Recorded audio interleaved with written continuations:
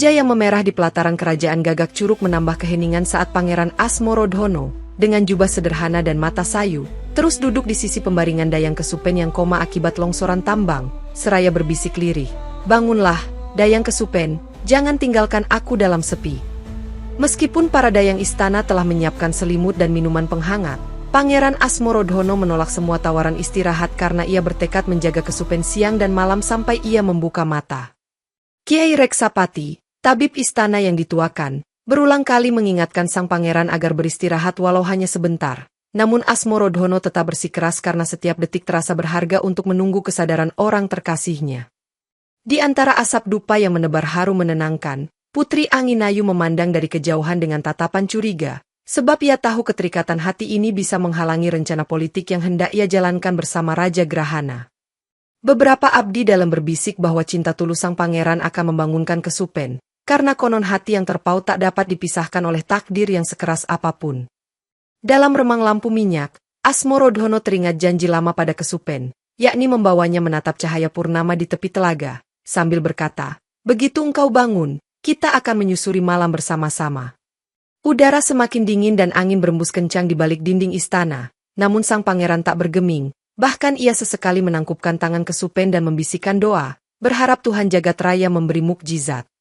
Ki Reksapati meneteskan ramuan penyembuh ke bibir Kesupen, seraya bergumam bahwa luka di tangannya mungkin lebih berat daripada dugaan semula, tetapi kekuatan cinta bisa membantu pemulihan. Seluruh penghuni istana, mulai dari para dayang hingga prajurit penjaga gerbang, tahu bahwa sang pangeran belum memejamkan mata 3 hari lamanya, membuat mereka kagum sekaligus cemas pada kondisinya. Saat fajar hampir menyingsing dan cahaya tipis menerobos celah jendela, kelopak mata Kesupen bergerak perlahan, menimbulkan getaran harapan di dada Asmorodhono yang berseru lirih, "Kesupen, kembalilah padaku." Dayang Kesupen membuka mata dengan pandangan nanar, lalu menatap Pangeran Asmorodhono yang tersenyum lega, sehingga ia bertanya dengan suara parau, "Di manakah aku, dan mengapa pangeran tampak begitu letih?" Kiai Reksapati segera memeriksa kondisinya dan menyarankan agar Kesupen tidak banyak bergerak karena tangannya yang masih terluka serius akibat reruntuhan bebatuan di tambang. Kesupen berusaha mengangkat tangan kanannya, namun ia merintih kesakitan, membuat Asmorodhono menggenggam jemarinya pelan sambil berbisik, "Jangan paksa dirimu, biar luka itu pulih perlahan." Rasa tak percaya terlintas di benak Kesupen ketika mendengar dirinya tak sadarkan diri selama berhari-hari. Apalagi melihat kantung mata sang pangeran yang menandakan ia belum tidur sedetik pun. Dengan suara gemetar, Kesupen berkata, "Pangeran, aku tak pantas menerima perhatian sedemikian besar." Tetapi Asmorodhono menggeleng dan menjawab, "Kebersamaan ini adalah hakmu sebagaimana hakku."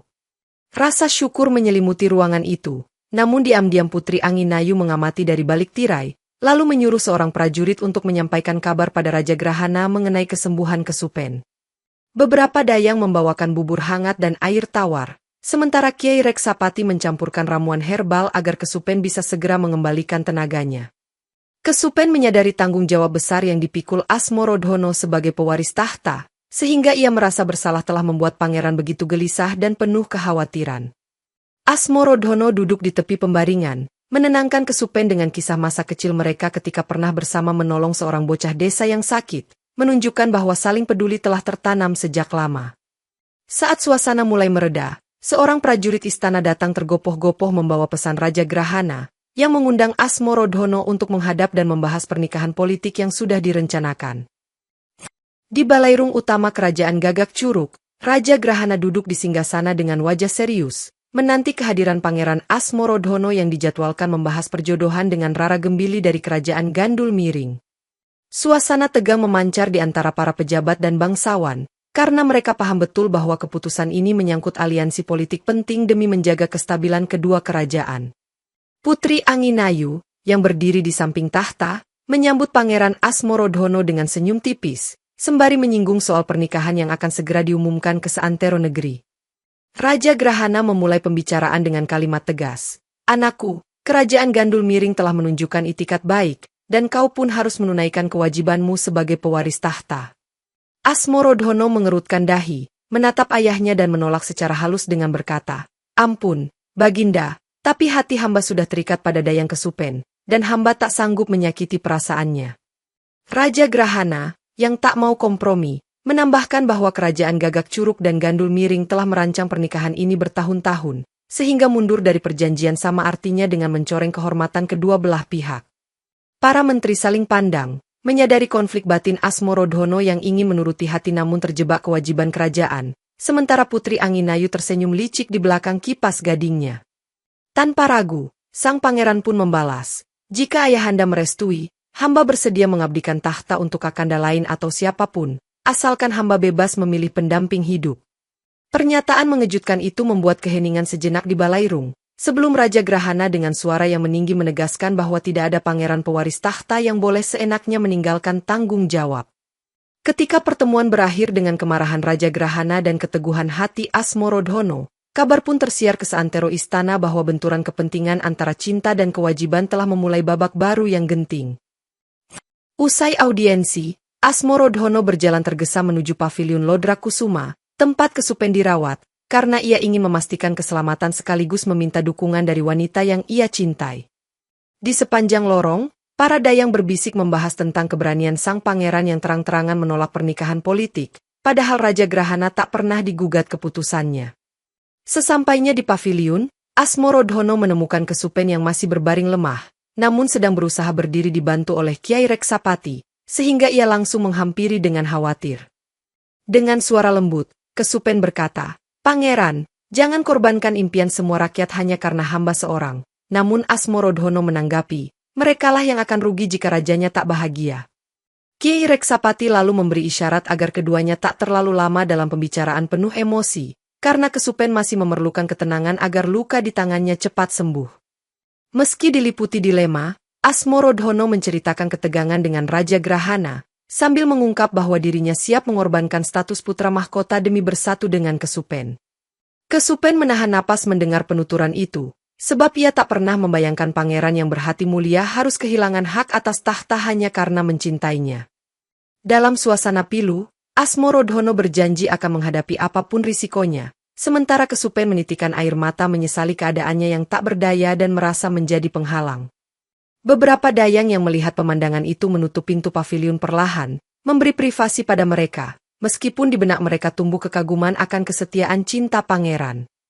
Sementara itu, Putri Anginayu diam-diam mengirim pesan kepada Rara Gembili, memberitahukan bahwa perjodohan harus segera diumumkan lebih cepat demi menekan posisi Asmorodhono.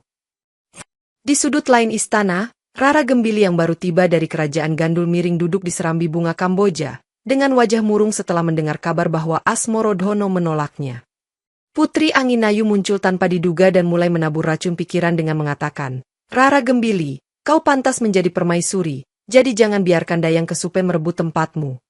Meski awalnya ragu, Rara Gembili tersulut emosinya saat mendengar bahwa pernikahan ini bukan sekadar masalah hati, melainkan kehormatan dua kerajaan yang harus ia jaga. Dikobarkan oleh kata-kata licik Putri Anginayu, Rara Gembili berniat menghadap Raja Grahana untuk meminta agar pernikahan segera diresmikan tanpa menunggu restu Asmorodhono. Sementara itu, kabar mengenai rencana percepatan pernikahan sampai ke telinga Kesupen, yang mulai merasa tertekan karena kehadirannya justru menimbulkan kekacauan di istana.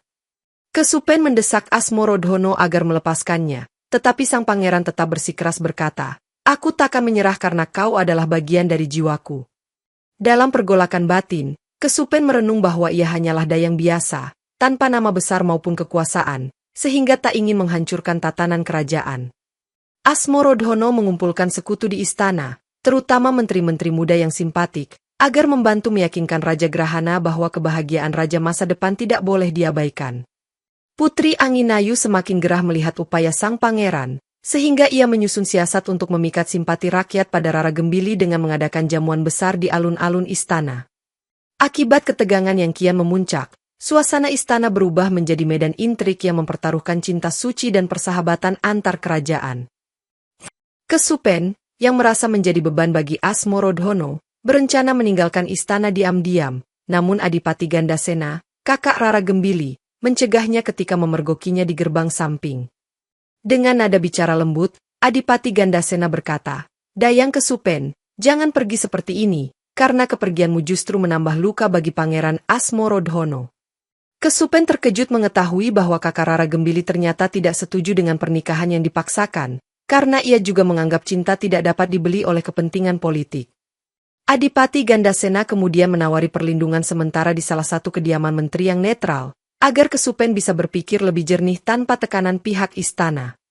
Sementara itu, Pangeran Asmorodhono gelisah mencari Kesupen di setiap sudut istana, hingga ia mendengar kabar dari seorang pengawal bahwa seseorang melihat Kesupen pergi di malam buta.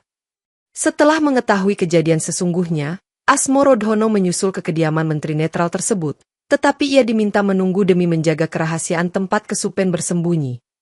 Dalam penantian itu, Asmorodhono merenung bahwa tindakannya menolak perjodohan mungkin membawa dampak buruk bagi banyak pihak, namun ia tak mungkin mengkhianati hati. Adipati Gandasena menegaskan kepadanya, "Aku juga tertekan melihat adikku dipaksa menikah, dan kuharap kau bisa menemukan jalan yang adil bagi semua." Kesupen, dari ruangan tersembunyi, mendengar percakapan tersebut dan menyadari bahwa tidak hanya dirinya yang menderita dalam situasi sulit ini. Setelah pertemuan singkat itu, Adipati Gandasena berjanji akan mencari cara agar Rara Gembili memahami bahwa pernikahan tanpa cinta hanya akan berujung pada penderitaan dua kerajaan. Asmorodhono menyampaikan pada Kesupen rencananya untuk menantang keputusan Raja Grahana secara terang-terangan, meski ia tahu konsekuensinya bisa mencabut gelar putra mahkota. Mendengar hal tersebut, Kesupen menggenggam tangan Asmorodhono dengan lemah, memandang lukanya sendiri, dan berkata, "Pangeran, jika gelar itu hilang, apa gerangan yang akan terjadi dengan masa depan negeri ini?"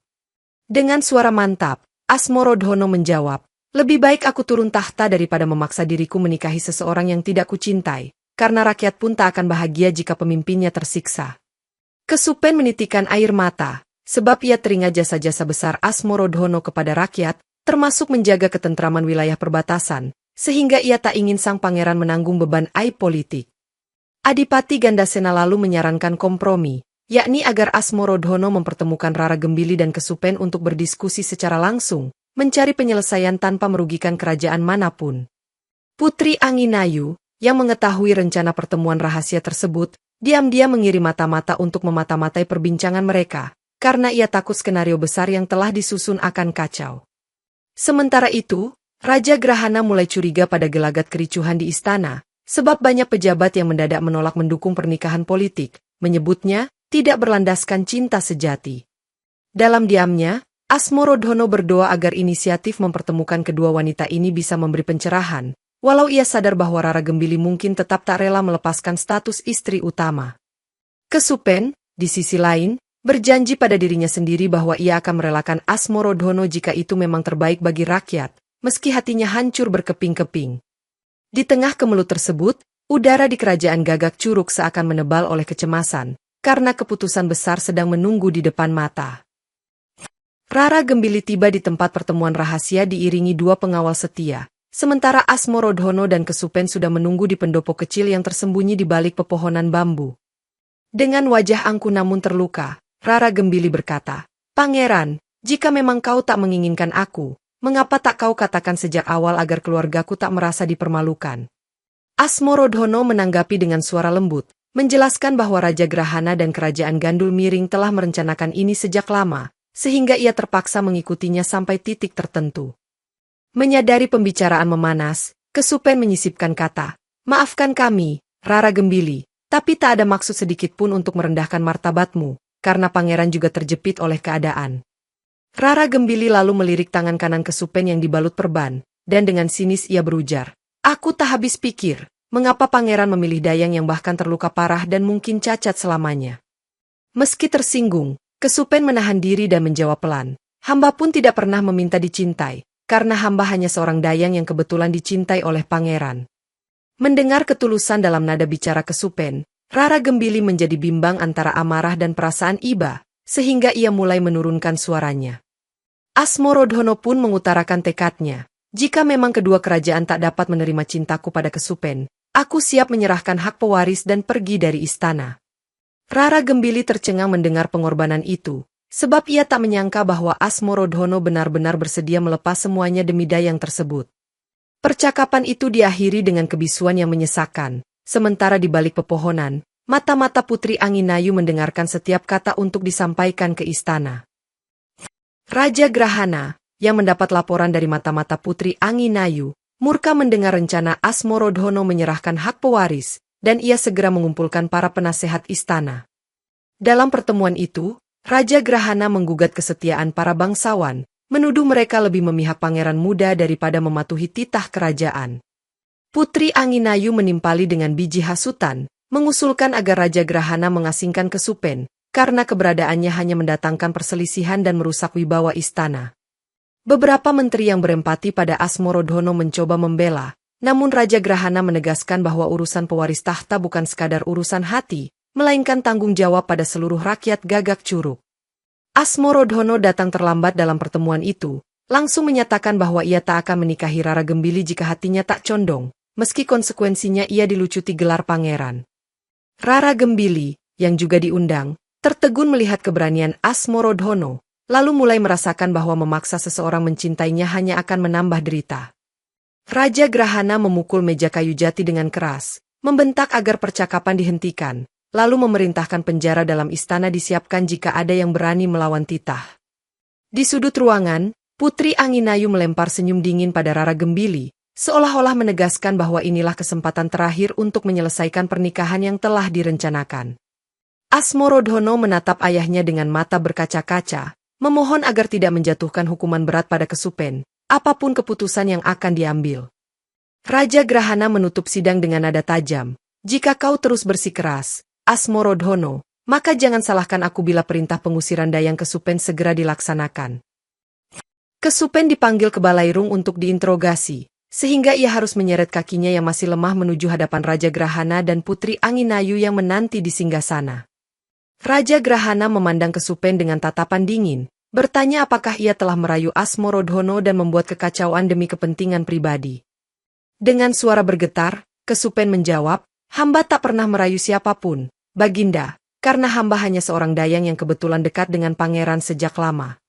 Putri Anginayu menyindir, "Tanganmu yang terluka itu tak menghalangimu untuk meraih hati pangeran, rupanya." Namun Kesupen menegaskan bahwa ia tak akan memaksa Asmorodhono memilihnya. Raja Grahana, yang tak puas dengan penjelasan itu, mengancam akan segera menikahkan Asmorodhono dengan Rara Gembili jika Kesupen tidak angkat kaki dari kerajaan. Sebelum Kesupen sempat menanggapi, Asmorodhono masuk dan berseru keras, "Ayahanda, jika ia pergi, maka aku pun akan pergi, dan takkan kembali ke istana ini." Gemuruh suara prajurit dan bangsawan terdengar, menandakan kegemparan besar, sementara Rara Gembili berdiri di belakang tiang penyangga, menyaksikan semua dengan perasaan kalut. Putri Anginayu berpura-pura menenangkan situasi, namun sebenarnya ia memancing agar Raja Grahana segera mengeluarkan titah yang tidak bisa ditarik kembali. Kesupen tak ingin makin memperkeruh keadaan, berkata pelan, "Pangeran, kumohon jangan lakukan tindakan nekat yang bakal merugikan rakyat Gagak Curug." Akhirnya, Raja Grahana menunda keputusan final, namun menetapkan batas waktu sepekan bagi Asmorodhono untuk mematuhi perjodohan. Jika tidak, keduanya akan diusir dari kerajaan. Putri Anginayu, melihat kesempatan emas, memalsukan sebuah dekrit kerajaan yang menyatakan bahwa Raja Grahana telah menandatangani persetujuan pernikahan Asmorodhono dan Rara Gembili dalam waktu dekat. Ia memerintahkan beberapa prajurit kepercayaan untuk menyebarluaskan dekrit palsu itu ke penjuru istana, seolah-olah Raja Grahana benar-benar telah memutuskan dengan pasti. Rara Gembili yang membaca dekrit itu justru kebingungan, karena ia belum berbicara lagi dengan Asmorodhono, namun Putri Anginayu meyakinkannya bahwa dokumen tersebut asli. Sementara itu, di paviliun tempat Kesupen berada, suasana bertambah kelabu, sebab para dayang membicarakan isu pernikahan yang kian deras, membuat Kesupen tertekan dan semakin ingin menyerah. Asmorodhono segera menemui Raja Grahana untuk menuntut kejelasan, tapi ayahnya menyatakan tidak pernah menandatangani dekrit baru, lantas menyadari ada pihak yang bermain curang. Kemarahan Raja Grahana meledak, namun Putri Anginayu bersikap seolah-olah tidak tahu-menahu, menuduh pihak lain mencoba mengadu domba. Asmorodhono mulai mencurigai bibi tirinya itu, tetapi ia kekurangan bukti, sehingga ia meminta bantuan Adipati Gandasena untuk menyelidiki lebih dalam. Dekrit palsu tersebut telah sampai ke telinga rakyat, menimbulkan kebingungan massal, dan memaksa sang pangeran menjelaskan bahwa dirinya belum sepakat untuk menikahi siapapun. Kesupen diam-diam mempersiapkan diri meninggalkan istana selamanya, sebab ia merasa tak ada gunanya bertahan bila rumor pernikahan sang pangeran dengan Rara Gembili sudah merajalela. Di sudut lain, Putri Anginayu tersenyum puas dengan kekacauan yang ia ciptakan, sementara Rara Gembili mulai meragukan kebenaran pihak manapun, termasuk dirinya sendiri. Adipati Gandasena menerima informasi dari salah seorang juru tulis istana bahwa segel kerajaan di dekrit palsu itu ternyata dipinjam oleh Putri Anginayu beberapa hari lalu dengan dalih penyusunan perjanjian dagang. Segera, Adipati Gandasena menyadari inilah bukti yang diperlukan untuk mengungkap kebohongan Putri Anginayu di hadapan Raja Grahana dan para pejabat kerajaan. Ia bergegas menemui Asmorodhono, menunjukkan laporan juru tulis, dan berkata, "Pangeran, inilah saatnya kita buktikan siapa dalang di balik semua kekacauan ini." Asmorodhono kemudian mengajak beberapa bangsawan netral untuk mengadakan sidang mendadak, memanggil Putri Anginayu beserta semua saksi terkait, termasuk juru tulis istana. Di depan sidang, Putri Anginayu masih menyangkal, tetapi juru tulis dengan gemetar mengakui bahwa ia menuruti perintah putri karena takut diancam. Bukti tertulis dan segel kerajaan yang digunakan tanpa izin membuat Raja Grahana terkejut, sementara Putri Anginayu tak dapat lagi mengelak tanggung jawabnya. Rara Gembili yang hadir di sidang itu terpukul mengetahui bahwa ia telah dimanipulasi, lalu mendekati Kesupen untuk meminta maaf atas segala keraguan dan prasangka buruknya. Kesupen, meski terluka, menerima permintaan maaf tersebut, sambil menegaskan bahwa cinta seharusnya tidak dijadikan alat politik untuk memeras perasaan. Raja Grahana memerintahkan agar Putri Anginayu dikenai hukuman internal istana, sekaligus memerintahkan agar upacara pernikahan ditunda sampai keadaan mereda. Asmorodhono bernapas lega, namun dalam hatinya muncul kegelisahan baru, karena ia belum mendengar langsung dari ayahnya apakah izin untuk menikahi Kesupen akan diberikan. Dengan terungkapnya kebohongan Putri Anginayu, suasana istana sedikit mereda. Namun Raja Grahana yang kecewa segera memikirkan cara agar aliansi dengan kerajaan Gandul Miring tidak runtuh. Asmorodhono menyampaikan kepada ayahnya bahwa ia hanya mencintai Kesupen, dan menegaskan kesetiaannya kepada kerajaan walau tanpa pernikahan politik, asal rakyat tidak dirugikan. Raja Grahana, yang merasa harga diri kerajaannya telah tercoreng, bersikeras bahwa perkawinan dengan Rara Gembili harus dilaksanakan atau setidaknya disepakati dalam bentuk yang lebih lunak. Di tengah kebuntuan, Rara Gembili menghadap Raja Grahana dengan sopan, menyatakan bahwa dirinya pun tidak ingin menikah tanpa cinta dan hanya mencari kedamaian bagi kedua kerajaan. Mendengar itu, Raja Grahana mengubah strategi, memerintahkan sebuah upacara kebesaran untuk menghormati Rara Gembili, sambil menutup kemungkinan pembatalan pernikahan secara resmi. Kesupen merasa semakin tak berguna, karena bagaimanapun perwujudan cinta mereka tak kunjung diakui. Sehingga ia memutuskan untuk benar-benar pergi meninggalkan istana saat malam tiba. Asmorodhono mengetahui niat Kesupen, maka ia menahan tangannya dan berkata, "Jika kau pergi, aku akan mencarimu sampai ujung dunia, jadi jangan berpikir kau bisa lari dari hatiku." Namun Kesupen bersikukuh, "Maafkan aku, pangeran, tetapi aku tak sanggup melihatmu terjebak dalam keadaan yang menyesakan ini, biarlah aku menyingkir." Sementara itu, Adipati Gandasena berupaya membujuk Raja Grahana dengan menyatakan bahwa menekan Asmorodhono hanya akan membuat kerajaan kehilangan pangeran terbaiknya. Sayangnya, Raja Grahana tak mau mendengar lebih lanjut, karena ia merasa upacara kebesaran nanti adalah satu-satunya cara menyelamatkan muka di depan kerajaan Gandul Miring. Pada malam perayaan upacara kebesaran di alun-alun istana, Rara Gembili tampil menawan dengan busana megah, meski hatinya tidak sepenuhnya bahagia, karena ia tahu Pangeran Asmorodhono enggan bersanding dengannya. Kesupen memilih bersembunyi di balik keramaian, bermaksud meninggalkan istana setelah acara selesai, namun ia disergap oleh beberapa prajurit suruhan Putri Anginayu yang masih menyimpan dendam meskipun sudah ketahuan bersalah. Melihat hal itu, Adipati Gandasena bergegas menolong Kesupen, terlibat baku hantam singkat sebelum akhirnya prajurit-prajurit itu mundur karena takut terkena sanksi tambahan. Di atas panggung kehormatan, Raja Grahana menyambut rombongan kerajaan Gandul Miring, sementara Asmorodhono tak henti-hentinya mencari keberadaan Kesupen di antara kerumunan. Rara Gembili menyadari kegelisahan Asmorodhono, lalu berbisik, "Jika kau tak mencintaiku, setidaknya hargai perjanjian ini demi ayahanda dan negeri," meski nadanya terdengar lirih. Asmorodhono menanggapi singkat, "Maafkan aku," lalu berlari menuruni panggung saat mendengar kabar keributan di sisi barat alun-alun, di mana Kesupen terakhir kali terlihat. Sesampainya di sana, ia menemukan Kesupen terduduk lemas dengan pakaian koyak, dijaga oleh Adipati Gandasena yang terluka, sehingga amarah sang pangeran meledak. Sementara kerumunan bergeser, Asmorodhono berteriak memanggil prajurit yang menyerang Kesupen, namun mereka telah kabur, meninggalkan rasa marah dan kepedihan yang mendalam. Raja Grahana pun turun tangan melihat kekacauan ini, tetapi ia tetap menyalahkan keadaan dan mewanti-wanti agar upacara kebesaran tidak dibatalkan, memerintahkan pengawalnya menyingkirkan Kesupen dari lokasi.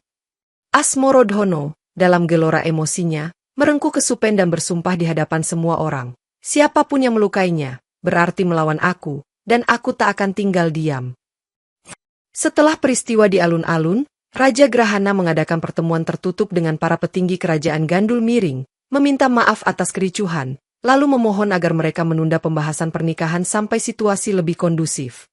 Kekecewaan jelas terpancar dari perwakilan kerajaan Gandul Miring, tetapi mereka setuju memberi kesempatan, meski menegaskan bahwa aliansi politik hanya bisa bertahan bila janji pernikahan dipenuhi.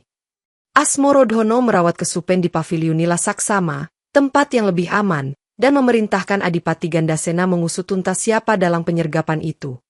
Putri Anginayu meski kena skandal sebelumnya, masih punya simpatisan di dalam istana, sehingga ia bersembunyi menata rencana baru untuk menggagalkan cinta Asmorodhono dan Kesupen. Rara Gembili dihadapkan pada dilema besar, karena ia tahu keluarganya menuntut kepastian pernikahan, namun hatinya sudah terketuk melihat kesetiaan pangeran terhadap Kesupen. Kesupen, sadar akan luasnya masalah ini, mendesak Asmorodhono untuk kembali berunding dengan Raja Grahana, namun sang pangeran yakin bahwa keputusan ayahnya hanya bisa diubah oleh bukti kesungguhan cinta. Di tengah kebimbangan, Adipati Gandasena membawa kabar bahwa ada dokumen lama yang menunjukkan kemungkinan pangeran tidak wajib menikah dengan Rara Gembili bila pihak kerajaan Gandul Miring setuju membebaskannya. Namun, syaratnya adalah penebusan politik yang cukup besar, antara lain pemberian wilayah perbatasan atau penghentian beberapa pajak dagang, yang tentu memberatkan kerajaan Gagak Curug. Asmorodhono dengan spontan berkata, "Jika itu yang diperlukan, aku akan meyakinkan ayahanda untuk melakukannya, demi kebahagiaanku dan Kesupen." Raja Grahana, yang mendengar rencana tersebut, mulai menimbang-nimbang, karena meski berat, cara ini lebih baik daripada kehilangan putra mahkota dan memicu konflik yang lebih hebat. Menjelang sidang khusus yang diselenggarakan Raja Grahana, Asmorodhono berdiri di halaman istana dengan busana kebesaran, bersiap memberikan argumennya di hadapan para bangsawan, utusan Gandul Miring, dan keluarga kerajaan. Kesupen mendampinginya dari kejauhan, menunggu dengan perasaan campur aduk, karena inilah saat penentuan apakah cinta mereka akan diakui atau dihancurkan.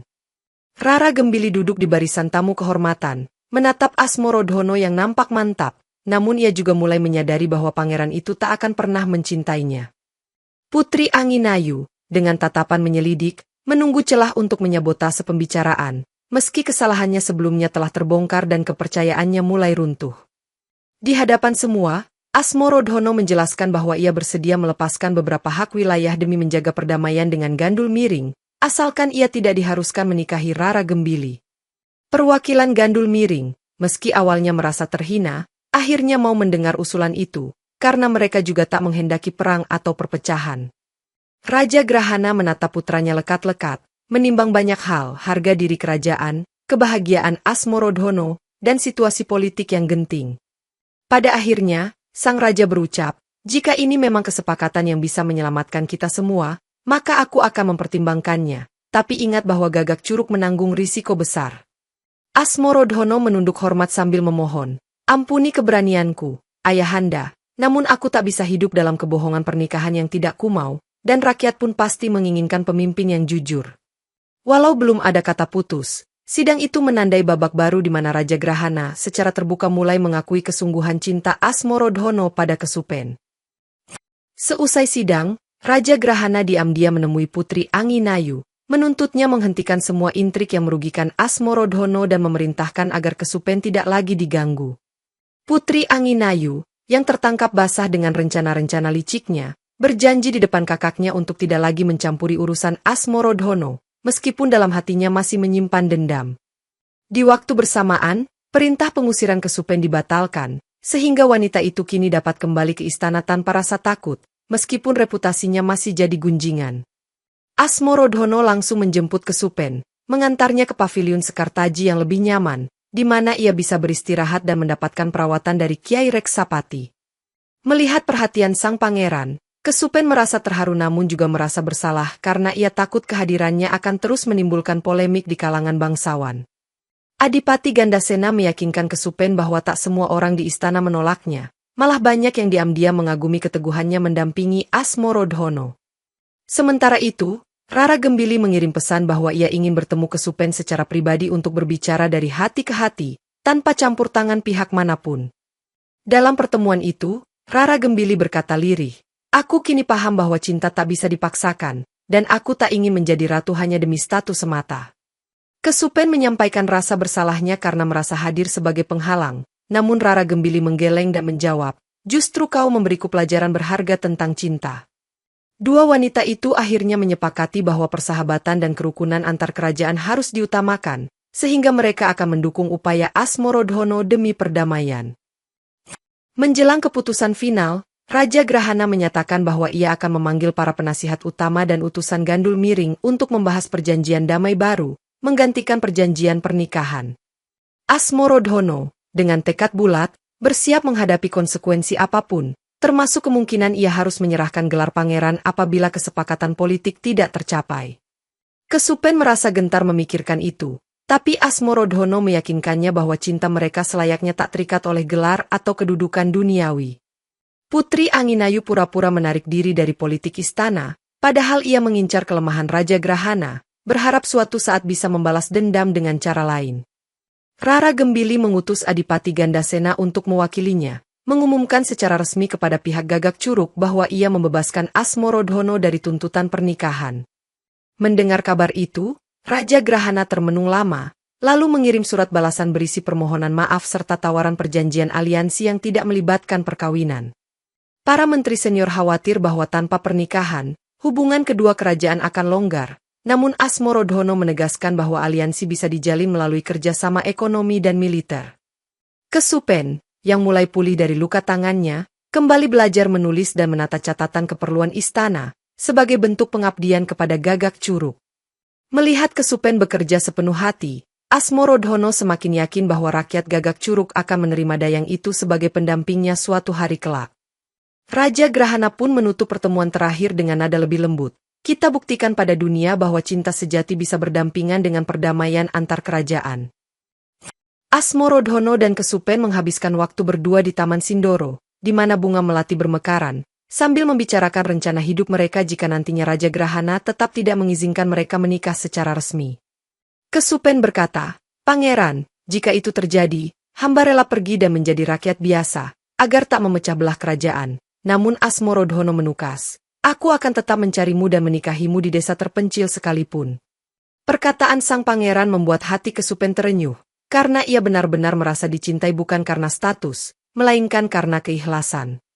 Sementara itu, Rara Gembili menulis surat kepada ayahandanya di Gandul Miring, menyatakan persetujuannya terhadap aliansi tanpa pernikahan, agar kedua kerajaan tidak saling memaksa. Raja Grahana yang membaca salinan surat tersebut mulai melunak, menyadari bahwa Rara Gembili sendiri pun sudah merelakan, sehingga tidak ada alasan lagi mengekang Asmorodhono. Para bangsawan penentang pernikahan Asmorodhono dan Kesupen pun semakin sedikit, karena melihat keteguhan mereka dan kepastian bahwa kerajaan Gandul Miring tak mempermasalahkannya. Di tengah kabar baik ini, Putri Anginayu mencoba menebar gosip baru bahwa tangan Kesupen tidak akan pernah sembuh, menuduhnya tidak layak menjadi permaisuri, namun rakyat justru bersimpati pada Kesupen. Asmorodhono menyampaikan pada ayahnya bahwa kondisi Kesupen terus membaik, dan luka di tangannya tak akan mengurangi baktinya bagi kerajaan. Raja Grahana merasa tersentuh oleh kesetiaan putranya, kemudian berkata, "Jika kau sanggup merawatnya apapun keadaannya, maka aku pun bersedia merestui hubungan kalian." Kata-kata itu bak penawar rindu, karena Asmorodhono akhirnya bisa melihat secercah harapan besar, dan Kesupen pun menitikan air mata haru di pelukan sang pangeran. Di hari penentuan, Raja Grahana mengundang seluruh pejabat, perwakilan Gandul Miring, serta pihak keluarga istana untuk menyaksikan pernyataannya mengenai pewarisan tahta dan pernikahan Asmorodhono. Dengan suara lantang, ia menyampaikan bahwa Asmorodhono tetap menjadi putra mahkota kerajaan Gagak Curug, dan pernikahan politik dengan Rara Gembili secara resmi dibatalkan atas persetujuan bersama. Rara Gembili menunduk hormat, berterima kasih karena keinginan batinnya yang sesungguhnya telah dipahami, Sementara Adipati Gandasena mengucap syukur bahwa kerajaannya tidak harus bermusuhan dengan Gagak Curug. Melangkah ke depan, Asmorodhono menyalami Rara Gembili dengan tulus, lalu menatap ayahnya dan bersujud. Terima kasih, Ayahanda, atas kebijaksanaan yang akhirnya merestui cinta hamba. Raja Grahana mengangkat putranya, memandang ke arah Kesupen dan berkata, Dayang Kesupen, di depan semua orang, aku mengizinkanmu menjadi pendamping Asmorodhono, meski kau hanya rakyat biasa. Para bangsawan awalnya tercengang, namun seketika menyambut kabar itu dengan tepuk tangan dan sorak gembira, karena mereka sadar inilah penyelesaian terbaik yang tidak menumpahkan darah. Putri Anginayu, yang berdiri di sisi belakang, menggigit bibir menahan kekesalan, namun ia tidak berani menentang pernyataan resmi Raja Grahana di muka umum. Kesupen menghampiri tahta, berlutut dengan kepala tertunduk. Hamba berjanji akan setia mendampingi Pangeran Asmorodhono dan berbakti pada kerajaan Gagak Curug. Asmorodhono menuntun Kesupen berdiri, lalu menatap mata para hadirin dengan bangga. Mulai hari ini, kami akan berjalan berdampingan, membangun kerajaan dengan cinta dan pengabdian. Dalam kegembiraan yang membuncah, pesta perayaan pun digelar, menandai babak baru di mana Pangeran Asmorodhono dan Dayang Kesupen, meski sempat ditempa berbagai cobaan, akhirnya bersatu dalam ridho Raja Grahana dan restu segenap rakyat.